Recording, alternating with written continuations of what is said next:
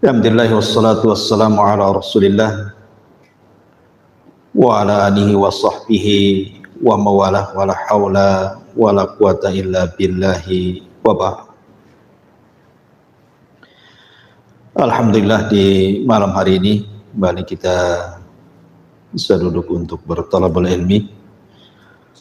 Sering salam kita hadiahkan kepada Rasul kita Nabi besar Muhammad sallallahu alaihi wa ala alihi wasallam. Biasa kita mengkaji tafsir, tapi malam ini kajian tafsir kita hentikan dulu. Kita akan membahas satu hadis Nabi sallallahu alaihi wasallam untuk penyegaran pikiran kita biar tidak bosan. Sebuah hadis yang dikeluarkan oleh Abi Dawud dari hadis Abi Sa'id Al-Khudri radhiyallahu anhu.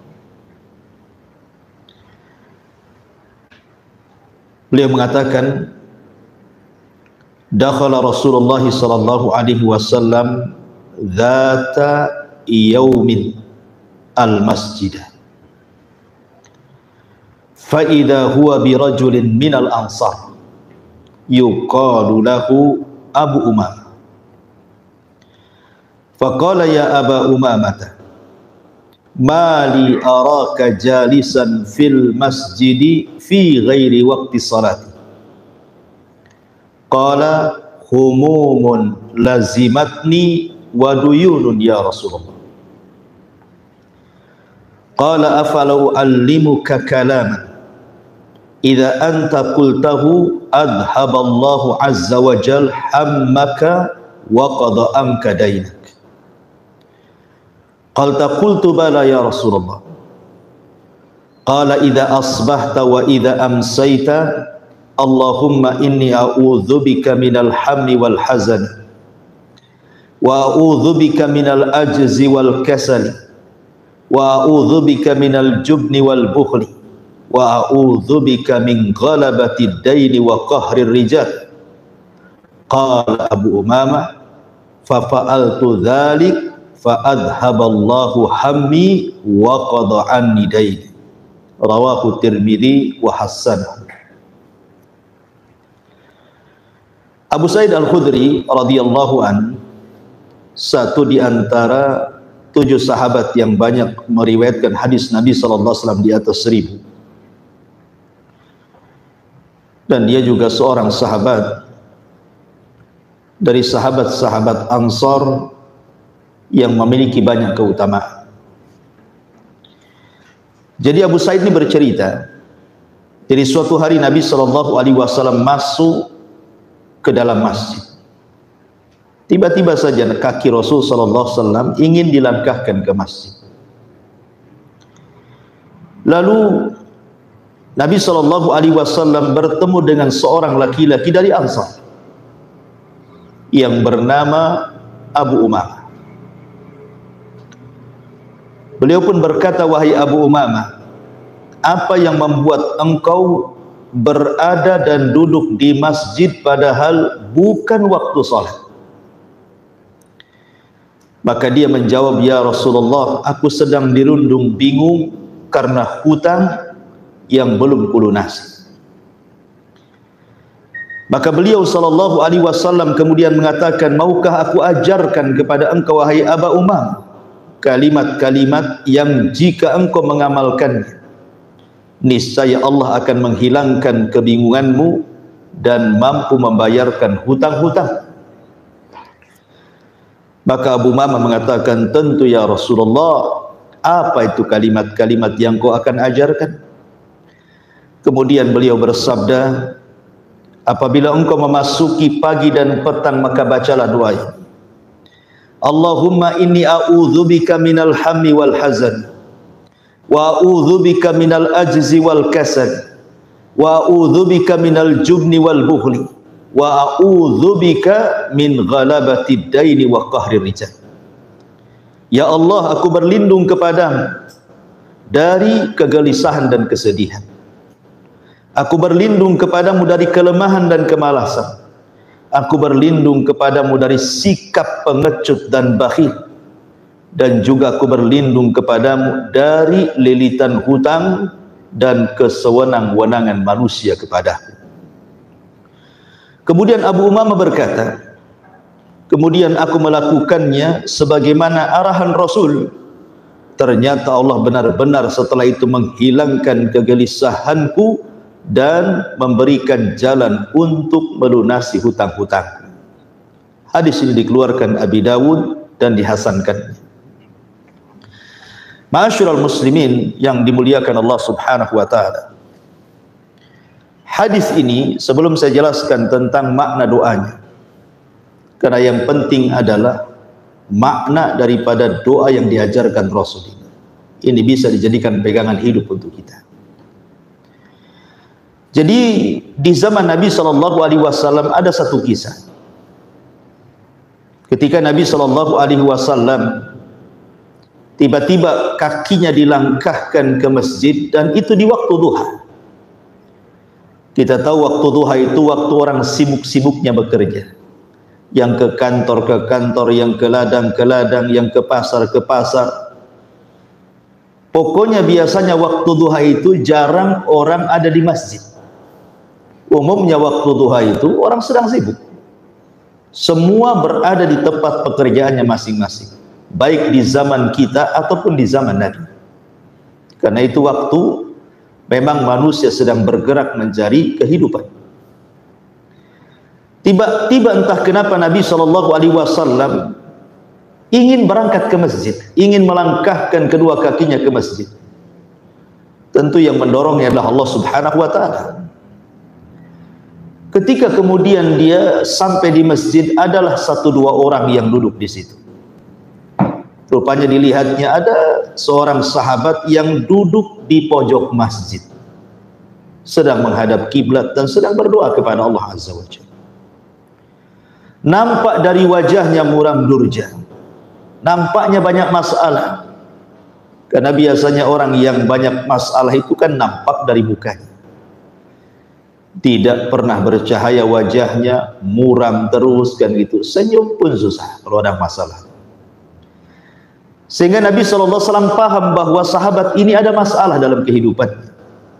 Maka Rasul mendekati dan berkata, "Ya Aba Umamah, mali araka jalisan fil masjid fi ghairi waqti shalah." Aba Umamah, itu engkau di situ. Ada apa engkau duduk di situ? Ini kan bukan waktu sholat. Maksudnya bukan duhur, bukan asar, bukan maghrib, bukan isya, bukan subuh. Jam-jam segini itu harusnya orang bekerja. Kenapa kau duduk di situ?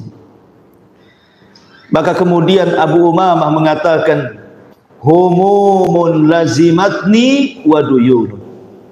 Humumun lazimatni wa duyunun ya Rasulullah.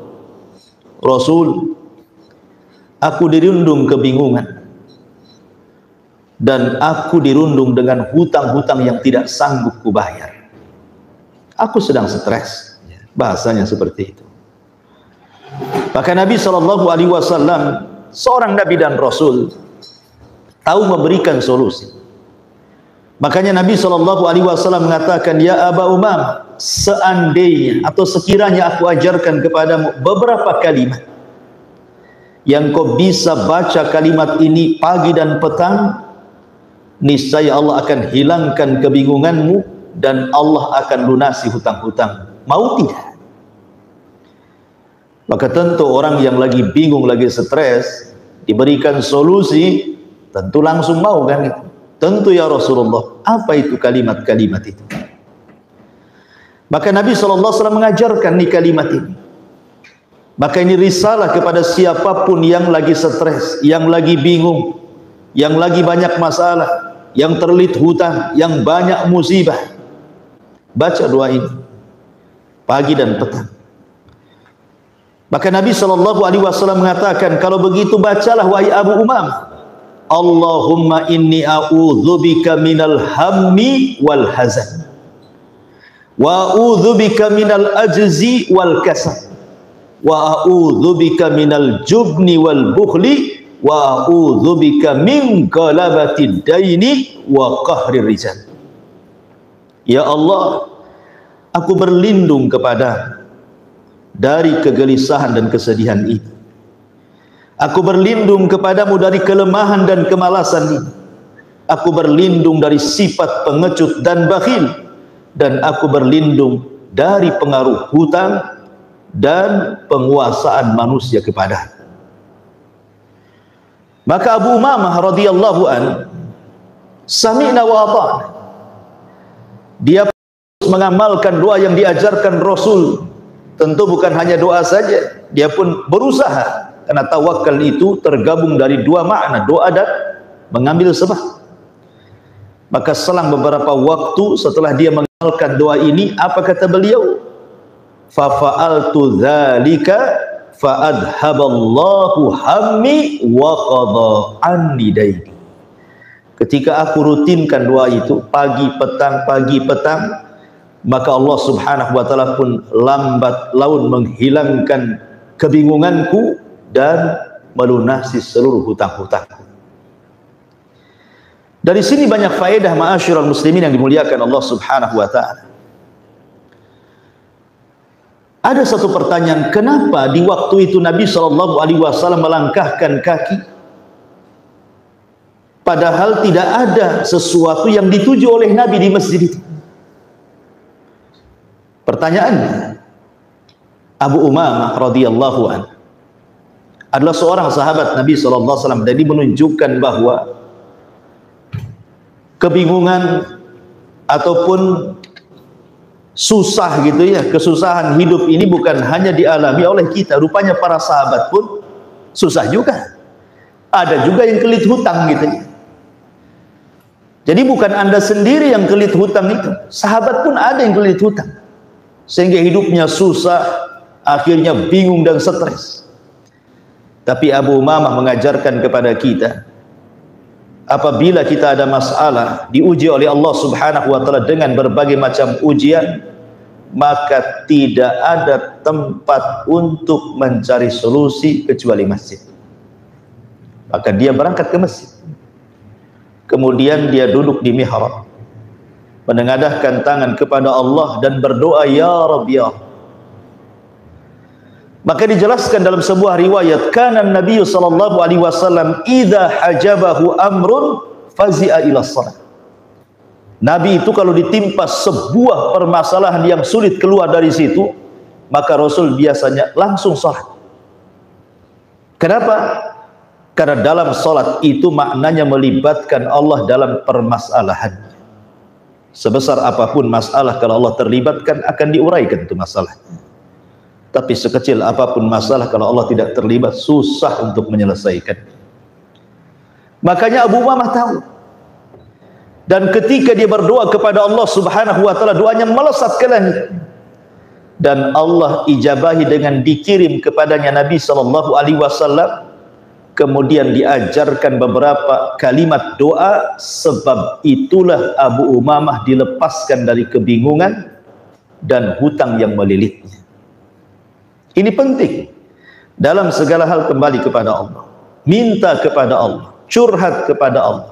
Jangan curhat di medsos. Tidak ada gunanya.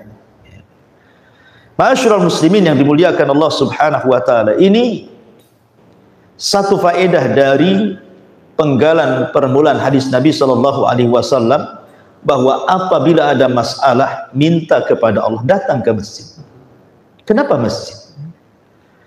Karena masjid itu baitullah, rumahnya Allah, rumahnya Zat yang maha perkasa, maha kaya, maha mengabulkan setiap doa, yang ia katakan setiap sepertiga malam, man yad'uni fa astajibana. Siapa yang meminta ku kabulkan, siapapun yang meminta ku kabulkan. Maka kalau seandainya ada masalah, datang ke masjid. Memang masjid itu rumah Allah, bukan datang kepada orang-orang yang tidak pernah mampu mengabulkan doa. Allah yang maha kaya, minta kepada zat yang kaya. Sebab kalau kita bandingkan hutang Anda berapa, sebesar apapun hutang Anda, jauh lebih kaya dibandingkan Allah Subhanahu wa ta'ala. dari orang yang Anda hutang. Maka minta kepada zat yang paling kaya untuk dilunasi hutang-hutang. Baik, kita akan bahas tentang makna doa ini yang paling penting. Makna doa yang diajarkan Nabi SAW kepada Abi Umamah ini. Di sini Nabi SAW mengajarkan doa kepada Abi Umamah. Allahumma ya Allah, inni a'udzubika minal hammi wal hazan. Aku berlindung kepadamu ya Allah dari kesusahan, wal hazan, dan dari kesedihan. Wa a'udzubika minal ajzi wal kasal. Aku berlindung kepadamu dari al-ajzi, kelemahan, wal kasal, dan kemalasan. Wa a'udzubika minal jubni wal bukhli, dan aku berlindung kepadamu ya Rabb dari kepengecutan dan juga kebakhilan. Wa a'udzubika min ghalabatid dain wa qahrir rijal, dan aku berlindung kepadamu dari pengaruh hutang dan juga dikuasai manusia. Berarti ada berapa poin? Ada 8 poin di sini. 8 poin yang menjadikan manusia lemah, yang menjadikan manusia tidak berdaya, yang menjadikan manusia tidak bisa apa-apa. Kalau kita selamat dari 8 poin ini, ikhwan, maka kita akan semangat hidup. Tapi kalau Anda terkena 8 poin ini, maka akan lemah hidup kita. Makanya kita berlindung jangan sampai 8 poin ini terkena kepada kita. Karena ini semua berkenaan dengan penyakit hati. Kita tahu bahwa membersihkan hati itu bukan seperti membersihkan piring, membersihkan rumah, membersihkan mobil. Mudah, ya. Tapi membersihkan hati yang kotor itu sulit. Taib, yang pertama, Nabi SAW mengajarkan untuk berlindung minal hammi wal hazan. Minal hammi wal hazan. Al-ham dan juga al-hazan. Apa itu? Ma'asyiral muslimin yang dimuliakan Allah Subhanahu wa taala. Allah Subhanahu wa taala sudah mentakdirkan manusia ini oleh Allah Subhanahu wa taala dibuat susah dan juga dibuat senang. Itulah kehidupan manusia. Kadang susah, kadang senang, kadang tertawa, kadang menangis, kadang sedih, kadang bahagia. Itulah manusia. Wa tilkal ayyam nudawiluha bainan nas. Hari itu diputarkan. Ma'asyiral muslimin yang dimuliakan Allah Subhanahu wa taala, alham wal hazan itu. Alham itu artinya kesusahan. Al-hazan itu artinya kesedihan. Kalau seorang merasakan duka cita dengan perkara-perkara yang sudah lewat, itu disebut al-hazan. Umpamanya dulu kita ditinggal mati oleh pasangan kita, ditinggal meninggal oleh anak kita, ditinggal mati oleh ibu bapak kita. Kemudian kita terpikir terus, sedihnya itu tidak hilang-hilang. Itu namanya al-hazan. Ya. Atau mungkin seseorang itu dulu pernah kaya, tiba-tiba bangkrut, kepikiran terus bahwa dia pernah kaya, sedih akhirnya. Atau dulu mungkin seseorang, boleh jadi mungkin menunggu seseorang tapi tak datang pula orang itu. Ditunggu-tunggu tak datang juga. Suaminya pergi, rupanya hilang kontak. Bertahun-tahun, entah kawin lagi, entah mati, tak jelas. Ditunggu-tunggu, sedih akhirnya. Itu disebut al-hazan. Atau boleh jadi dia kehilangan harta yang banyak. Entah kena tsunami, entah kena gempa, entah kena musibah apalah. Tiba-tiba harta yang sudah lama dikumpul-kumpulnya ludas dalam sesaat. Akhirnya dia kepikiran, kemudian sedih. Itulah al-hazan. Tetapi kalau seandainya seseorang itu bingung karena perkara yang akan datang, gimana? Saya sudah utang banyak, waktu penagihan sudah dekat, saya pula tak ada uang untuk membayarnya, susahlah hidup dia. Itu disebut alham. Gimana anak saya kalau sudah besar, bisa sekolah tidak, bisa mondok tidak, dia stres, sudah dipikirkan. Jadi kalau ham itu memikirkan sesuatu yang akan datang, kalau hazan itu sedih dari perkara yang sudah berlalu. Lah kita berlindung dari dua-duanya, dari susah dan sedih. Karena orang susah itu, ikhwatu fiddin, biasanya mematikan otak. Orang kalau sudah susah, otak itu jadi buntu, ikhwan. Ya kan? Padahal hidup di dunia ini, antum saja berjalan, terkadang mendaki, terkadang turun. Terkadang belok kiri, terkadang belok kanan. Terkadang ada lubang, terkadang mulus. Dan begitu seterusnya, itu hidup di jalan raya. Apalagi dalam kehidupan sehari-hari kita, kan tidak semua dalam bahasa Arab ala tul gitu ya, lurus saja kan tidak. Orang itu kan pasti diuji, entah diuji oleh pasangannya, entah diuji oleh anaknya, entah diuji oleh orang tuanya, entah diuji dengan tetangganya, apakah diuji dalam pekerjaannya, apakah diuji dengan kesehatannya, apakah diuji dengan ekonominya. Namanya orang itu kan diuji setiap hari. Dunia ini bukan tempat istirahat, dunia ini tempat ujian. Makanya biasanya kalau orang susah, ikhwan, maka akan kusut itu wajah, nampak dari kekusutan wajahnya. Otaknya akan susah untuk berpikir. Makanya apabila susah, ikhwan, maka gelap yang ada dalam otaknya sehingga yang kusut tidak bisa terurai. Makanya kita berlindung dari kesusahan ini. Karena orang susah itu susah berpikir biasanya. Ya. Kita berlindung dari susah ini. Sebab kalau senang biasanya encer otaknya tuh. Ya kalau senang kan encer otaknya. Kayaknya plong di dunia ini. Tapi kalau susah kan rumah megah jadi sempit. Dan itu istri cantik pun kayak iblis. Orang susah, stres kan itu. Ma'asyiral muslimin yang dimuliakan Allah Azza wa Jalla. Begitu juga orang sedih. Orang sedih ini, ikhwan, sama dengan orang susah juga. Kalau orang sedih itu biasanya juga kurang lebih hidupnya. Tidak ada cahaya kebahagiaan dalam apa namanya, raut mukanya itu. Senyum pun susah orang sedih itu. Dihibur macam manapun orang sedih tetap sedih. Sehingga susah berpikir, makanya susah dan sedih ini membutakan pikiran orang. Salat susah khusyuk. Ya coba saja orang sedih susah khusyuk, ikhwan. Ada orang yang hari ini umpamanya meninggal pasangan, dan pasangannya itu dicintai dia, entah suami entah istri. Kemudian dia salat, khusyuk tidak khusyuk, tidak akan khusyuk.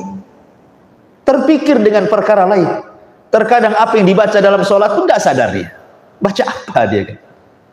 Begitu juga orang susah. Susah otaknya itu. Karena bingung otaknya, susah. Seperti kisah ketika seseorang yang hari itu akan dibunuh kemudian dia sholat. Kan ada kisah. Ada orang soleh menitipkan barang kepada perampok yang disangkanya perampok ini orang baik. Rupanya dibawa ke tengah padang pasir. Setelah di tengah padang pasir, rupanya dia ngaku aku perampok. Kemudian dia mengatakan, kalau engkau perampok gak apa-apa, lepaskan aku, semua kekayaanku ambil gitu. Rupanya perampok ini mengatakan, semua orang yang perampok hartanya persis ucapanmu dengan kamu, tapi tidak ada yang selamat dari aku. Kemudian dia mengatakan, kalau begitu izinkan aku sholat. Diambilnya wudu, kemudian sholat 2 rakaat. Ketika takbiratul ikhram, Allahu Akbar, blank, nggak ada yang bisa dibaca, hilang semua hafalannya. Kenapa? Terpikir habis sholat mau mati, mau dibunuh. Coba bayangkan, antum sholat kemudian ditodongkan pistol dari belakang, habis salam saja pecah tuh kepala. Kira-kira Fatihah itu hafal nggak? Nggak akan hafal. Apa ini? Apa ini? Karena sudah jelas tuh habis sholat mau mati. Ya, itulah orang bingung, gelap hatinya. Makanya Rasul berlindung dari dua perkara ini, dari susah dan dari duka cita. Ini yang pertama dan kedua.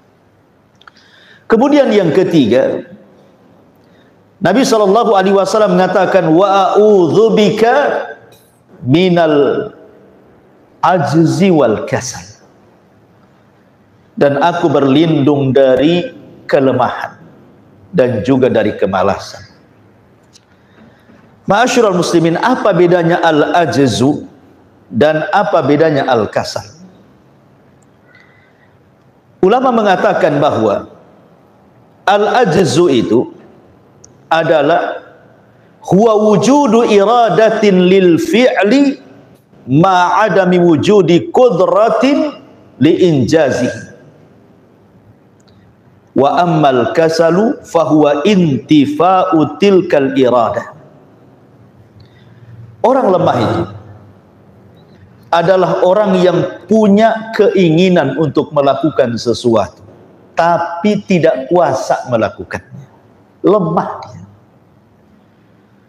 Ingin dia sholat tapi badannya sakit stroke, tak bisa sholat.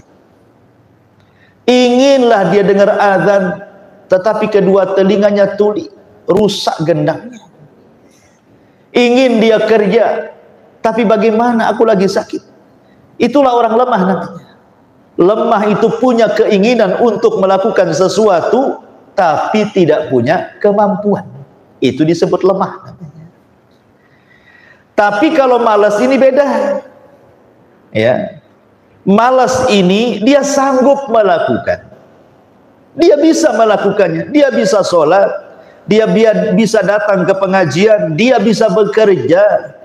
Ya, mampu badannya, tapi tidak ada keinginan. Itulah bedanya dibalik gitu. Ya, kalau satunya yang lemah itu punya keinginan tapi tak sanggup melakukan. Kalau malas terbalik, malas itu sanggup melakukan tapi tak punya keinginan. Saya contohkan lebih jelas. Ada suara azan, ada suara azan, semua orang dengar azan. Saya atau siapapun lah orang dengar azan. Yang satu dengar azan, langsung dia ke masjid. Bahkan belum lagi muazin azan itu, langsung dia ke masjid. Baru ngidupin mic aja dia sudah ke masjid. Yang satu pula tak dengar suara azan. Kemudian dia pun stroke, tak bisa pula melangkah ke masjid. Lah yang satu pula dia dengar dia suara azan, tapi tak mau ke masjid. Itu kan beda. Ya. Ini yang satu ini betul-betul dia mendengar suara azan, langsung bergegas ke masjid. Orang yang beriman seperti itu. Tidak lemah, tidak malas. Ya. Tetapi yang satu pengen dia ke masjid tapi tidak bisa mendengar azan. Walaupun dia mendengar azan, kaki pula tak bisa dilangkahkan karena satu. Lemah dia. Itu disebut lemah. Ya. Yang satu pula sanggup kakinya datang ke masjid tetapi keinginannya tidak ada. Itulah malas. Makanya kita berlindung dari dua perkara ini. Jangan sampai ditimpakan kelemahan sehingga kita ingin berbuat sesuatu tidak bisa. Jangan pula sampai ditimpa kemalasan, mampu melakukan sesuatu tapi dihilangkan keinginannya. Seorang mukmin dihilangkan dua penyakit ini. Jangan malas dan jangan lemah. Ma'asyiral muslimin yang dimuliakan Allah Subhanahu wa taala. Orang lemah ini, lemah pula pikirannya. Orang lemah ini pikirannya lemah. tidak ada energi, tidak punya inisiatif. Orang lemah, ya. Mudah menyerah. Dalam kehidupan dunia itu orang lemah mudah menyerah. Belum dihadapi sudah nyerah. Padahal kalau seandainya permasalahan itu dihadapi, yang besar itu jadi kecil sebenarnya. Tapi karena lemah dia, perasaan bahwa kalau saya selesaikan tidak bisa, saya mundur saja. Nah, itulah orang lemah. Nggak akan sukses hidupnya orang lemah itu. Ya. Karena orang lemah itu masalah berat itu makin berat bagi dia.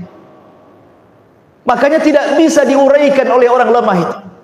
Makanya jangan mengambil pemimpin itu orang lemah. Hancur negara ini. Orang lemah ini membahayakan. Keinginannya kuat, cita-citanya tinggi gitu ya. Tapi tidak bisa diraih. Lah orang malas.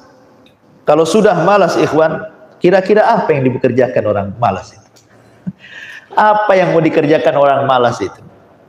Orang malas itu susah kerja. Dalam kehidupan dunia saja orang malas itu susah kerja. Kerjanya duduk-duduk, termenung, tidur saja. Orang malas gitu ya kan. Ma'ruf orang malas itu. Ya. Orang malas itu banyak angan-angan saja biasanya. Jadi angan-angannya itu kayaknya tinggi kan. Pengen terbang tapi tak punya sayap. Ya. Pengen usaha tapi tak punya modal. Akhirnya angan-angan saja. Itulah orang malas. Ma'asyiral muslimin yang dimuliakan Allah Subhanahu wa taala. Makanya saya pernah membaca istilah-istilahnya. Istilah Melayu kalau nggak salah itu. Mati Belanda karena pangkat gitu. Mati Cina karena kaya, mati Keling karena makanan, mati Melayu karena angan-angan gitu. Jadi intinya bahwa ma'asyiral muslimin, jangan pula banyak angan-angan, malas, kerja saja. Ya. Jadi pengaruh seperti ini, pengaruh orang lemah dan malas ini menghancurkan kehidupan muslim. Kehidupan kita dihancurkan dengan dua sifat ini. Makanya kenapa Nabi Shallallahu Alaihi Wasallam berdoa jangan sampai seorang mukmin ini terkena malas dan terkena lemah. Jangan kita lemah, jangan kita malas. Tetapi harusnya kita kuat dan semangat. Seorang muslim itu harus kuat dan semangat. Menghadapi apapun harus kuat dan semangat. Makanya kenapa Nabi Shallallahu Alaihi Wasallam mengatakan ajaban li amril mu'min inna amrahu kullahu khairun, kata Rasul. Saya heran dengan perkaranya seorang mukmin, kata Rasul. Kok semuanya baik bagi dia? Enggak ada yang jelek bagi seorang mukmin, semua baik bagi dia. Ditimpa musibah dia sabar, ditimpa nikmat dia syukur, dua-duanya baik, kata Rasul. Itulah seorang mukmin. Betapa banyak orang yang ketika ditimpa musibah tidak sabar, akhirnya menjadi lemah dia hidup, putus asa, mengingkari rahmat Allah, jatuh ke dosa besar. Kan banyak tuh yang ditimpa musibah akhirnya kemudian mengeluh, Allah pula disalahkan. Ja'ala fitnatan nasi ka'adzabillah. Dijadikannya fitnah manusia kepadanya seperti azab yang Allah turunkan. Gara-gara manusia ngomongin kita, membuli kita di medsos, padahal itu medsos bukan alam nyata, alam gaib itu. Udah stres hidupnya, ya, udah lemah. Ya. Ini kan repot kalau kayak gini. Makanya kenapa kemudian Nabi SAW meminta agar seorang muslim dan mukmin itu terhindar dari dua sifat ini. Sifat lemah dan sifat malas. Ini sudah 4. Kemudian kata Nabi SAW, Nabi SAW mengatakan yang ke-5 dan ke-6, wa a'udzubika minal jubni wal bukhli, dan aku berlindung kepadamu ya Rabb dari al-jubni. Jubni itu apa? Pengecut. Al-bukhli itu apa? Bakhil. Ya. Orang bakhil itu ikhwan, apa sih? Apa sebenarnya keinginan orang bakhil itu? Bukankah kebakhilan itu tidak menambah harta, dan bukankah infak juga tidak menyedikitkan harta? Dikiranya orang bakhil itu nambah harta? Tidak. Karena harta itu sudah ditakdirkan kan porsinya oleh Allah Azza wa Jalla, kan sudah ditentukan porsinya oleh Allah. Semua sudah ditakdirkan. Bahkan ketika kita dalam janin perut ibu kita, datanglah malaikat itu menulis rizkinya sekian, hidupnya sekian, matinya sekian, bahagianya sekian, kan begitu ya? Sudah ditulis rizkinya. Lalu kenapa Anda bakhil? Bakhil loh, tidak menambah harta. Infak juga tidak menyedikitkan harta. Bahkan sebaliknya, ma naqasa min mali sadaqah bal yazdad bal yazdad bal yazdad, kata Rasulullah. Tidak berkurang harta yang disedekahkan, bahkan bertambah, bertambah, dan bertambah. Semua sudah ditakdirkan. Kalaupun kita menyedekahkan harta kita, tidak akan memadaratkan harta kita. Sekarang ada orang yang mengumpulkan harta. Maksudnya apa? Maksudnya mungkin ia ingin menguasai harta. Tapi lama-lama ketika harta sudah banyak, dia pula yang dikuasai harta. Kan begitu ya? Maunya kan dia yang menguasai harta. Oh, nanti kalau sudah saya punya rumah, kalau saya punya mobil, kalau saya punya uang banyak, saya juga pengenlah umroh haji. Saya pengen buat masjid, saya pengen buat musola, saya pengenlah ini itu, macam-macam tuh angan-angannya waktu miskin tuh. Ketika dikumpulkan harta sedikit demi sedikit, kayalah dia. Ketika dia sudah kaya, lupa tuh keinginan baik. Yang ada harta menguasainya. Makanya Rasul mengatakan, ta'isa abdud dinar wa ta'isa abdud dirham. Celaka hamba dinar dan celaka hamba dirham. Kenapa Rasul mengistilahkan celaka hamba dinar, celaka hamba dirham itu? Karena dinar dan dirham itulah yang telah menghambakan dirinya. Dimana ketika dinar dan dirham menyuruh dia zalim, dia pun zalim. Menyuruh untuk berbuat jahat, dia pun buat jahat. Menyuruh untuk bakhil, dia pun bakhil. Menyuruh untuk memutus silaturahim, dia pun putus silaturahim. Lalu siapa yang menguasai harta atau Anda? Ya. Makanya ikhwatu fiddin, sifat bakhil ini aneh sebenarnya. Kalau orang yakin dengan takdir Allah Azza wa Jalla, tidak mungkin orang bakhil. Sampai ada satu kisah, ada orang kaya raya, dulunya orang miskin. Akhirnya bekerja, kayalah dia. Setelah kaya, anaknya pula yang memanfaatkan kekayaan. Belilah mobil bagus tuh anaknya. Ya. Kemudian orang-orang mengatakan kepada orang kaya itu, bukankah kau yang cari uang? Kenapa pula anakmu yang pakai mobil, kau jalan kaki? Katanya. Apa jawabannya? Aku ini anak orang miskin, makanya aku jalan kaki. Anakku ini anak orang kaya, makanya pakai mobil. Subhanallah. Gimana nih cerita? Ya. Jadi dia ini hanya kumpul harta, rupanya orang lain yang menikmatinya. Disinilah para ulama mengatakan haqiqatil mal at-tajmi' wa tafriq, bahwa hakikat harta itu at-tajmi', dikumpul wa tafriq, habis itu ditinggalkan. Setelah dia kaya, yang menikmati siapa? Orang lain, anak cucunya. Jadi rebutan mereka. Ketika dia meninggal, Masya Allah, sedihnya luar biasa. Kayaknya air mata kalau ditampung itu satu ember lah tuh. Saking sedihnya ayahnya meninggal. Sehari saja nangis kayak gitu. Besoknya tanya, mana kunci berangkas? Katanya. Mana tuh sertifikat rumah? Di notaris mana? Ada mulai kan begitu.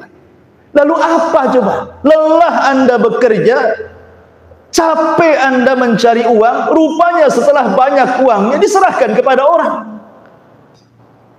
Yang parahnya pula ahli warisnya bunuh-bunuhan. Mereka yang senang, Anda pula susah di kuburan. Karena di akhirat orang yang banyak harta akan dua soalannya, min aina iktasabahu wa fima anfaqahu. Dari mana kau dapat harta itu? Kemana kau belanjakan? Ma'asyiral muslimin yang dimuliakan Allah Subhanahu wa taala.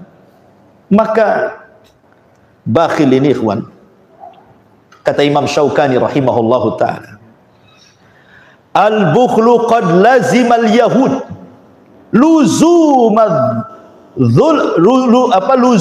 dhalli syamsi fala tara yahudiyan wa in kana maluhu fi ghayatil kasrah illa wa huwa min abkhali khalqillah. Kata Imam Syaukani, bakhil itu adalah sifat yang melazimkan bagi Yahudi. Orang Yahudi itu terkenal manusia paling bakhil di alam semesta, kata Syaukani. Dan engkau tidak akan melihat satupun orang Yahudi walaupun hartanya banyak, kata beliau, illa wa huwa min abkhali khalqillah, kecuali mereka adalah orang yang paling sebakhil-bakhilnya makhluk Allah. Karena bakhil sendiri ikhwan, itu hakikatnya sifat binatang, bukan sifat manusia. Coba lihat kalau antum kasih makan ke monyet itu, ya kan, rebutan tuh. Nggak ada monyet bagi-bagi sama kawan. Yang ada tangan satu pegang pisang, tangan lain juga pegang pisang, kaki pula pegang pisang, di mulut belum dilepehkan. Ya. Lari dia, nggak mau berbagi dengan kawannya kan. Lalu apa bedanya orang bakhil dengan monyet kalau begitu? Ya. Jadi bakhil ini sifat binatang. Makanya kemudian datang syariat Islam supaya kita berlindung dari kebakhilan. Dan Allah mengatakan wa amman bakhila wastaghna. Adapun orang yang bakhil dan merasa cukup dengan Allah, dengan dirinya, tidak perlu dengan Allah. Istaghna, merasa cukup dengan dirinya. Dia tidak berhajat dengan Allah. Maka di ujung ayat Allah mengatakan fasanu yassiruhu lil usra. Sudah sulit jalan ke surga. Bahkan mudah jalan ke neraka. Allah persulit lagi. Ya. Makanya kenapa kemudian Nabi mengancam thalathun muhlikat, ada 3 perkara yang menghancurkan manusia, syuhun muta' wa hawan muttaba wa ijabul mar'i nafsi. Kebakhilan yang dituruti, hawa nafsu yang diikuti, dan kebanggaan diri yang jadi kesombongan dirinya. Ma'asyiral muslimin, kemudian yang kedua pengecut. Seorang muslim tidak boleh pengecut, tidak boleh jubah. Karena separuh kehidupan manusia ini jadi gagal gara-gara pengecut. Orang mau berbisnis, modal sudah ada, skill sudah ada, keberanian tak ada, tak jadi orang bisnis. Ya. Jadi pengecut itu bukan dalam peperangan saja. Pengecut dalam hidup kesehari-harian, tidak berani menegur orang, ya, atau tidak berani menghadapi kehidupan. Pengecut, takut dia, sehingga kemudian orang seperti ini terus dilanda rasa takut. Jangan yang terlalu besar. Coba kalau ada orang yang suka takut dengan setan nih, jangan cerita jalan ke Tamiang, ke kuburan Tamiang sana. Jalan ke belakang rumah yang gelap saja, lari kencang. Mau nabrak tiang, mau nabrak pohon, terserah, yang penting lari. Orang pengecut itu kayak gitu. Ya. Itu dalam kehidupan apapun orang pengecut kan seperti itu. Makanya kenapa dalam Islam kita meminta dihilangkan, jangan sampai jadi orang pengecut. Apalagi sampai menyampaikan kebenaran. Jangan takut menyampaikan kebenaran. Ya. Makanya ketika Hasan Al-Basri rahimahullahu ta'ala ditanya soal zuhud, dia mengatakan, "Da' ma laka fi yadi." Letakkan hartamu di tangan. Jangan letakkan di hati. Sebab kalau datang harta cukup di tangan, pergi harta cukup pergi dari tangan. Hati tidak ada ruang untuk harta, sehingga tidak akan sedih. Datang harta tidak begitu bahagia, pergi harta pun tidak begitu sedih. Kemudian orang-orang mengatakan, ya Imam, engkau ini selalu mengajarkan kami zuhud, kenapa kau kaya raya? Dikiranya orang zuhud harus miskin gitu maksud. Apa kata Hasan Al-Basri? Likai la atamandalu alal muluk, supaya aku tidak menjilat pemerintah. Aku bisa katakan yang hak itu hak, yang batil itu batil. Tidak ada yang menyetir saya. Keberanian. Ya. Ma'asyiral muslimin yang dimuliakan Allah Subhanahu wa taala. Kemudian yang terakhir, yang nomor 7 dan 8. Nabi SAW mengatakan, wa a'udzubika min ghalabatid dain wa qahrir rijal. Wa a'udzubika min ghalabatid dain wa qahri ar-rijal. Ma'asyiral muslimin yang dimuliakan Allah Azza wa Jalla, dan aku berlindung kepadamu ya Rabb dari pengaruh hutang. Inilah yang dimaksud hadis yang kita baca ini, yang diderita oleh anak muda yang ditemui Rasul yang namanya Abu Mamah. Ada apa wahai Abu Mamah? Humumun lazimatni wa duyunun, kebingungan dan hutang ya Rasul yang melilit aku. Ma'asyiral muslimin yang dimuliakan Allah Subhanahu wa taala, hutang ini sampai-sampai Rasul mengatakan, iyyakum wad-dain fa inna awwalahu hammun wa akhirahu harbun. Hati-hati kamu jangan hutang, karena hutang itu awalnya adalah kesusahan, kebingungan, dan akhirnya peperangan dan permusuhan. Dalam riwayat, hammun fil laili wa mazallatun fin nahar. Tidak bisa tidur di malam hari karena stres, di siang hari hilang pula karena dicari debt collector. Hilang siang-siang, sembunyi deh. Ya kan? Orang hutang kan gitu, gak akan bisa tidur orang banyak hutang itu. Stres dia, malamnya gak akan nyenyak tidur. Terkadang tidur pun ke bawah mimpi itu debt collectornya itu. Bahkan lebih kejam lagi dalam mimpi debt collector daripada kenyataan. Stres orang hutang itu. Tetapi sebelum saya jelaskan ini, seseorang itu kalau memang dililit hutang karena sebuah perkara yang memang menghajatkan, contoh memang dia miskin orangnya, kemudian anaknya sakit, rumahnya bocor, ya, kesehatannya terganggu, dia tidak bisa ke dokter, kalau tidak mati, dan begitu seterusnya, terpaksalah dia hutang. Akhirnya kemudian setelah sembuh anaknya, dia tidak sanggup membayar hutang,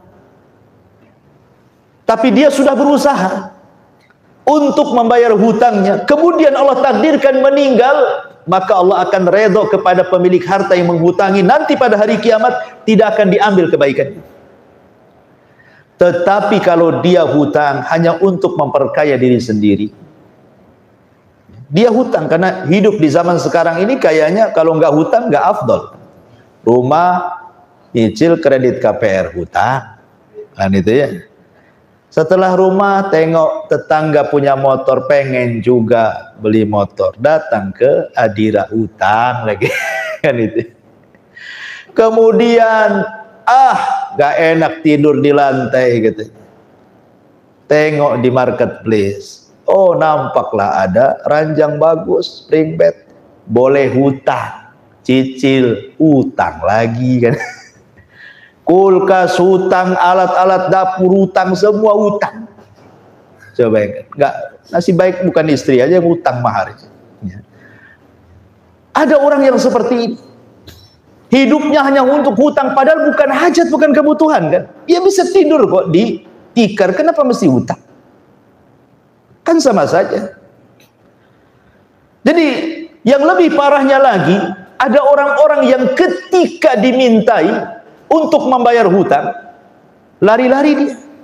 Makanya persis seperti hadis ini, mazallatun fin nahar, hilang dia di siang hari karena dicari debt collector itu.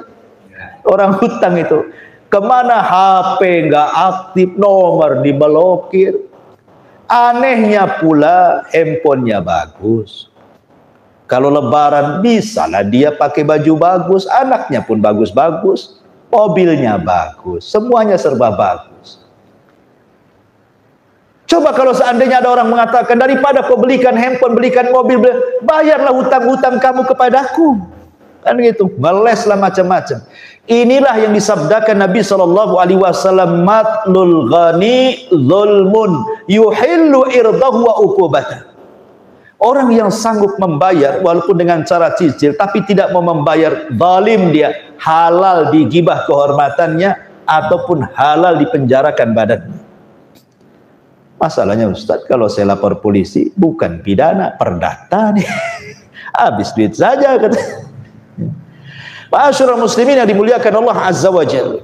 Intinya bahwa kita berlindung karena begitu orang punya hutang itu dia stres malamnya. Persis kata Rasulullah, fa inna awwalahu hammun. Awalnya stres, tidak bisa bayar. Wa akhirahu harbun, akhirnya perang dia. Kadang-kadang yang kejam ini bukan yang nagih hutang. Yang kejam ini yang berhutang. Harusnya yang marah-marah itu yang nagih hutang. Ini yang utang yang marah-marah. Ngancam-ngancam lagi. Ya. Jadi kadang-kadang aneh di dunia ini. Jadi makanya kenapa di sini Nabi mengatakan wa akhirahu harbun. Jadi bertengkar jadinya kan. Tadinya hubungannya baik-baik saja, ketika pinjam itu Masya Allah pakai gombal mokio katanya muda. Dirayu-rayunya, tolong ini itu dikasih utang. Baik rayuannya, ketika diambil uangnya jadi musuh bebuyutan. Kadang-kadang hilang. Ya. Makanya di sini ma'asyiral muslimin yang dimuliakan Allah Azza wa Jalla, sampai Ibnu Umar mengatakan kepada Hamran, seorang sahabatnya, ya Hamran ittaqillah wala tamut wa alayka dainun.